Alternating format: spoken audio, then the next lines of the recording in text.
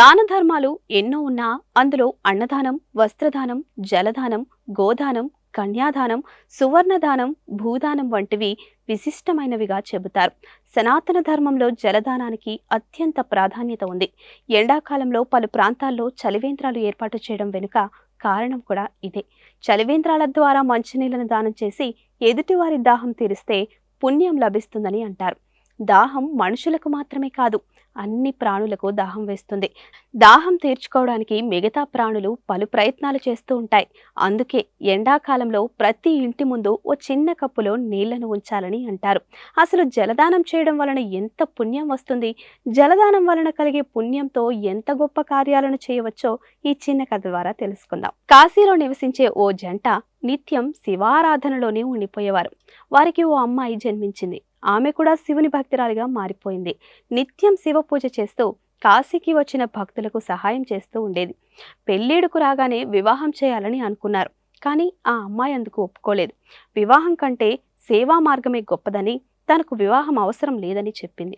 కాశీకి వచ్చే వారికి సేవ చేస్తూనే తన ఇంటి ముందు ఓ తొట్టిని ఏర్పాటు చేసుకుంది. ఆ తొట్టిలో ప్రతిరోజు నీళ్లతో నింపుతూ ఉండేది. దాహంతో అక్కడికి వచ్చిన మనుషులు, జీవులు నీటిని తాగి దాహం తీర్చుకునేవి. కొందరైతే దాహం తీర్చుకున్న తరువాత ధన సహాయం అడిగితే కాదనకుండా చేసేదట. ఇలా ఉన్నదంతా దానం చేయడంతో అప్పుల పాలైంది. అప్పులు పెరుగుతున్నా సరే తన సేవను మాత్రం వదులుకోలేదు. అప్పుల వాళ్ళు ఆ మహిళ ఇంటికి వచ్చి డబ్బులు ఇచ్చేయాలని గలాట చేశారు. తమ వద్ద డబ్బులు లేవని, తీరే మార్గం ఇంకా దొరకలేదని చెబుతుంది. ఆమె మాటలను అప్పులోళ్ళు పట్టించుకోలేదు. డబ్బున్న పెద్ద మనిషిని పట్టుకొని తన అప్పులు తీర్చాలని పట్టుబడ్డారు.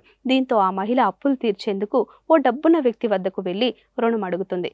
రుణం తీర్చేందుకు ఆ పెద్ద మనిషి అంగీకరించి తాకట్టు కింద ఏం పెడతారని అడిగాడు.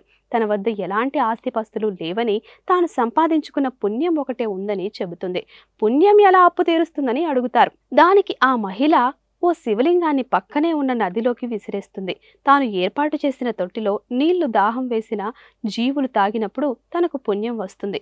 పుణ్యం వలన తన రుణం తీరినప్పుడు నదిలోని శివలింగం పైకి వస్తుందని చెబుతుంది. మహిళ మాటలను నమ్మి ఆ పెద్ద ఆయన రుణాలు తీరుస్తాడు. దానికి బదులుగా పుణ్యాలను తాకట్టు పెట్టుకుంటాడు. నీటి తొట్టి దగ్గర ఒక వ్యక్తిని కాపలాగా ఉంచి దాహం తీర్చుకోవడానికి వచ్చే వారిని లెక్కించమని చెబుతాడు. తన ఇంటి మిద్దె మీద నుంచి రోజు నీళ్ల తొట్టిని పక్కనే ఉన్న నదిని గమనిస్తూ ఉంటాడు. మహిళ మాటలు నమ్మి రుణాలు తీర్చి మోసపోయానేమో అనుకుంటూ నీళ్ల తొట్టి వైపు చూస్తాడు. అక్కడికి వచ్చిన ఓ గోవు నీళ్ల తొట్టిలోని నీటిని తాగుతుంది. గోవు అలా నీటిని తాగిన వెంటనే నదిలోని నీళ్లు తగ్గుతాయి. శివలింగం పైకి తేలుతుంది. అది చూసి ఆశ్చర్యపోయిన ఆ పెద్దాయన పరుగు పరుగున మహిళ వద్దకు వచ్చి పుణ్యఫలం ఎంత గొప్పదో అర్థమైందని, తాను కూడా అన్నదానం, వస్త్రదానంతో పాటు జలదానం కూడా చేస్తానని మహిళకు చెబుతాడు. Please subscribe to the channel and download the Politicos app from the links in the description.